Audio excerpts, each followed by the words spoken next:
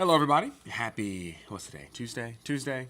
Ellie, it's Tuesday, right? It's Tuesday. It's been a long day, if you haven't noticed already. It was that 3-day weekend, honestly. It kind of threw everybody off. And now everybody's kind of still in like vacation mode where you had your 3-day week and then you roll over in Tuesday and you're like, it's Monday, it's Wednesday. It's Tuesday. We've got 4 more days, 3.5 more days of this. Well, 3 more days for you guys until we reach another weekend. Thank you for joining me here. I'm Allen Devlin, the Atlanta News First Alert Desk. Got 3 stories for you guys I want to talk to you about before we roll into weather. Not much to complain about with the weather. It's been beautiful, phenomenal for the last 5-6 days straight after a pretty crappy start to May, I would say, where we had a lot of rain and dampness and humidity. But now we're rolling into June and it feels like June, honestly. Surprisingly, it's actually a little bit cooler than it normally is this time of year, but we're not going to complain about that. 80s is the 80s. 3 stories, like I said, I want to talk to you guys about. We're going to start off kind of with one that went nationwide today, right out of here in Georgia. Rosalynn Carter, former First Lady to, of course, Georgia native President Jimmy Carter, was diagnosed with dementia today. 1 in 3 people over the age of 90 will see some form of dementia in their life. We found out from the Carter Center earlier today that she was diagnosed. Unfortunate news, but the good news in this is that we've been told that she is still happily enjoying her time in Plains with her husband, Jimmy, and their family. Dementia is one of those diseases where we just don't have the weaponry, the tools that we need to be able to properly stop it. It's on a short list of diseases that truly kind of plague Americans as a whole, where there is no true cure, kind of like cancer, honestly, but it is something you can live with. Studies show that dementia is progressive, which means it stops. It starts and it slowly messes with your cognitive abilities, your recall abilities, your memory abilities, that kind of thing, and then it gets worse as you continue to age. The thing with dementia is that it's going to hit 1 in 3, about 35% of Americans over the age of 90, and it's something that either you know somebody who has it or, you will know somebody who has it in the future. It's an unfortunate disease, and there's no cure for it. There's only treatment for it, but again, the Carter Center confirms, even though she has dementia, and don't forget, it's not a disease. It is a diagnosis based on a deterioration of other components of cognitive ability. So it's not just like, you've got dementia and it means this. Dementia is a collection of things that happen to your brain. But bottom line, she remains in Plains with her husband, who has been in end-of-life hospice care at his home since February of this year, something we've been watching very closely. If you want to send a message to the Carters regarding their current health in any capacity, the Carter Center has a link on their website you can go to right now. You can actually put them a message, and the Carter Center is sending it all down to Plains for the Carters to either read themselves or be read to, whatever it is, as they continue to enjoy their time in Carter's hometown at his house, his home, where him and Rosalynn spent so much time together, long before the presidency and long after the presidency. His hometown there where he grew up, born and raised, right here in Georgia. The only president from Georgia, I should add. But, we here at Atlanta News First, and I'm sure you all out there watching right now do wish the Carters the best of health as they continue down their path of life. And of course, they've been married for, I believe, 76 years at this point. 76 years they've been married, you guys. 95 and 98, respectively, Rosalynn and Jimmy. Nothing but love for the Carter family and all that they did for the country and our great state of Georgia. Another story I want to talk to you guys about. It's a crazy story, actually. Out of Buckhead today, a woman was shot and killed, targeted, while she was riding in the back of an Uber on Lindbergh Drive. You probably know where Lindbergh is, one of the most popular roads in Buckhead. This is the images of that car there. Police said that this woman, 30-year-old woman, was shot and killed while riding in the back of that SUV, the black SUV on your screen that you saw earlier. This was not a random crime. They say that the people that shot and killed her knew her and wanted her dead and chased after her in that Uber. We don't have any more details as far as suspects or anything of that capacity. They're still piecing it together, but the windows out of this black SUV, this black Cadillac Escalade, shot out, glass splattered all over Lindbergh Drive. It was a mess, and a 30-year-old woman has lost her life. So police also referenced another shooting happening about a mile away. We don't know if those two are connected, but there's a chance they are. But right now, you've got a 30-year-old woman who was just riding to or from wherever she was going, shot and killed. It makes you really think, but it's one of those things where it is not a random crime, so police are not saying there is a threat to the community at this time. This was a targeted attack. Doesn't make it any better, but there was a connection here between the shooter and the woman who was shot, according to police. And so as we get more details on that, and I'm sure they will be coming out from APD, we'll let you know. Buckhead's been kind of quiet recently, so to have this kind of pop off there in Buckhead early this morning, it's unfortunate for all of those involved. Hopefully those suspects, those shooters, are caught and arrested, and we'll go from there and see what happens next. The last thing I want to talk to you guys about before we jump into the weather is a good update to what's been a mess of a story in Midtown, where we've been talking about it for about a week now, 8 days, I should say.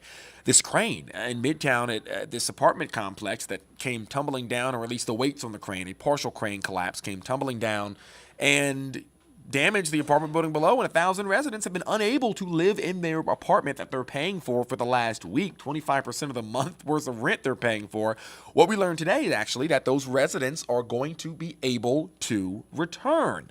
So this was breaking about an hour ago, where the residents were informed that the evacuation orders have been lifted and they can now go back to their apartment, move back in, out of those hotels, out of those family living rooms, sleeping on that futon, and they can get their apartment back. This is video, drone video of the crane that actually collapsed and the subsequent damage of that crane. The apartment building is right below it. You see right between these two buildings, that's the apartment building where this actually happened. And so this is right now where thousands of residents are moving back in to the apartment for the first time since last Monday. Imagine if I came to you one day and said, get out. Wherever you live, in your house, your apartment complex, whatever it is, get out. No time to pack, no time for anything. Evacuation orders for your own safety, and you're stuck elsewhere for 9 days. That came to an end today, literally right now. The people are moving back into their apartments this minute. All their stuff, all their luggage, their pets, whatever it is, and seeing their house for the first time in pretty much almost 9 days, 8 days, 9 days since they were asked to move out. And so that crane's being dismantled right now. It's being taken down, and they're going to figure out why in the heck the crane fell apart in the first place, because you don't want anything like that to happen on a construction site. 4 construction workers, if I remember correctly, were injured, taken to the hospital, but no deaths. Everyone survived in that collapse, partial collapse, I should say. And so what you have right now is this construction company reviewing its ethics, reviewing everything that goes into what they've been doing right next door to this apartment building, because if this can happen, what else can happen? They want to make sure nothing else happens. So construction is halted for the time being, but their immediate need was to secure that area, make sure everybody is safe. And now, like I said, we've got a reporter on scene right across the bridge in Midtown who will be bringing us live coverage of this move-in process.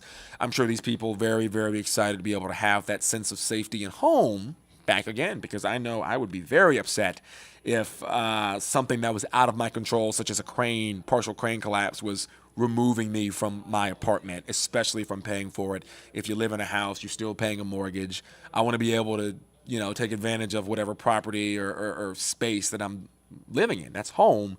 And so now, tonight, 9, 10, 11, we're going to have what home looks like for these residents, because I'm sure they appreciate it a whole lot more than they did nine days ago.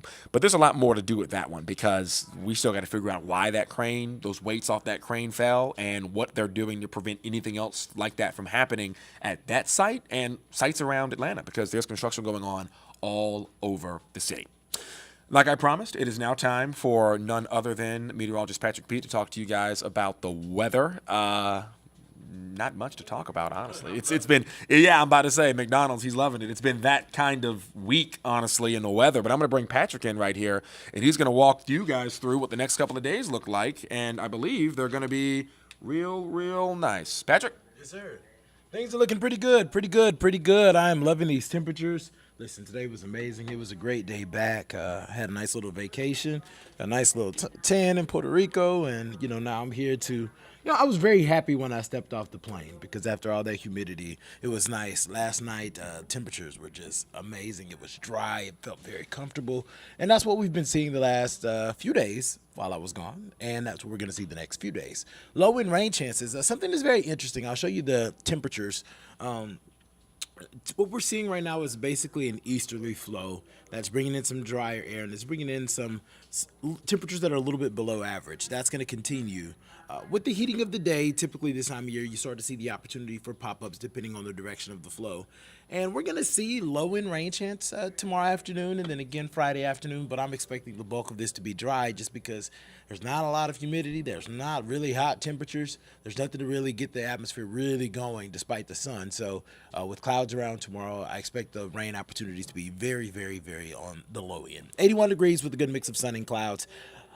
Have that rain chance at 20%. We're really watching the afternoon hours. I'd say around 1 o'clock to about 6. After that, those rain chances really do start to fall off. And there's not much in the way of it. Here's a look at the hour-by-hour forecast for your Wednesday. Temperatures in the mid-60s as we're approaching the 8 o'clock hour, climbing into the 70s by lunchtime. So we're talking 74 here in Atlanta, 76 in Rome and Calhoun, same for LaGrange, 75 over in Thomaston. You can see those isolated spots of green. That's going to be those low-end rain opportunities. You can see how the bulk of the area is almost crystal clear at times, and that's why that rain chance is only near 20% because we don't expect this to really cover much of the area, and the confidence is pretty low in much of it anyways. We're drying out by the evening once we lose the sun, and temperatures are gradually falling back into the upper 60s, low 70s. So a pretty solid end to Wednesday. Some clouds are going to be returning as we head into your Thursday, and it's going to be another one of those days with low-end rain chances. Isolated spotty shower. You can see the best chance of being under one of those spotty showers is going to be north of I-20 for Thursday afternoon, and then once again dying down in the evening. So near similar rain chances, about 20%. Temperatures are pretty close to the same as well. We're going to spend the bulk of the day in the 70s, where we do crest into the 80s for a couple of hours. Now, we want to keep an eye on the tropics because while we are not yet in hurricane season, we are just a couple days away from the official beginning. Wait, what's today's date? I think today's the 30th. So tomorrow's the 31st. The first day will be the 1st of June.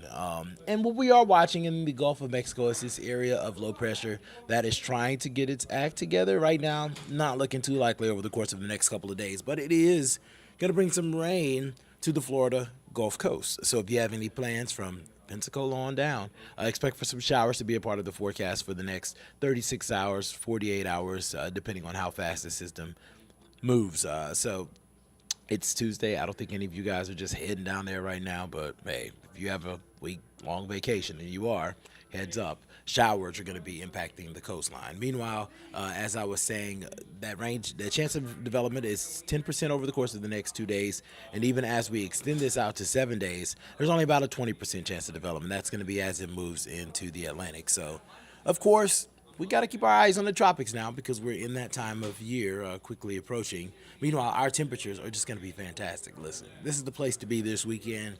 Mid to upper 80s for daytime highs. Humidity is still not too bad. We're going to be shy of humid. Maybe a little sticky in some places, but otherwise, gorgeousness for Saturday. Nice little breeze, 15, maybe 20 miles per hour wind gusts on Saturday. Those winds are going to be a little bit more elevated Sunday, gusting 25 to 30 at times, but still pretty comfortable. Good day to be by the pool. Good day to be at the park. Good day for a run. I know that a lot of the Atlanta News First team will be running in the Pride Run on Sunday morning, so heads up for everybody that's going to be out there. We're one of the sponsors, and we will be there in full force. Meanwhile, temperatures are going to be climbing into the upper 80s as we're pretty dry to start off next week, flirting with 90 by Tuesday. So it's been a fantastic Tuesday afternoon. It is time to get some Taco Tuesdays. And hopefully you guys will join us tonight at 9 as meteorologist Fred Campagna is going to have the latest on all of these low-end rain chances that we've been talking about this week. And also that hour-by-hour breakdown of what you can expect over the course of the next 48 hours. So he'll see you at 9, I'll see you at 10, and he's going to have that last look at 11. Make it a great day.